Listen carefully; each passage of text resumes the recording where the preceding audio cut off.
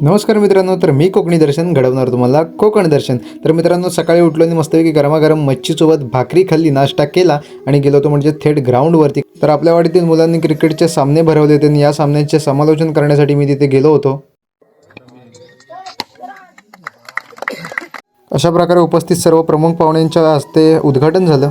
अतिशय सुंदर आणि खेळीमेळीच्या वातावरणात चालू असलेले सामने सोमेश्वर विद्वान खापरेवाडी आयोजित भव्य अंडरआर्म क्रिकेट स्पर्धा.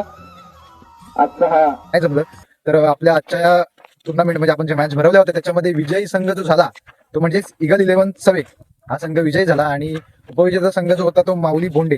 तर मॅच झाल्याच्या नंतर सर्व मुलांनी पार्टीचं आयोजन केलं होतं आणि त्या ठिकाणी आम्ही जाऊन हॅलोजन वगैरे लावून सगळी व्यवस्था केलेली. तर आजचा मेनू होता तो म्हणजे चिकन आणि भात, आणि चिकन तर एक नंबरच झालं होतं. याचा संपूर्ण सविस्तर व्लॉग आपल्या चॅनलवरती आलेला आहे आणि त्याची लिंक खाली दिलेली आहे. त्या लिंकवरती जाऊन संपूर्ण व्लॉग नक्की बघा.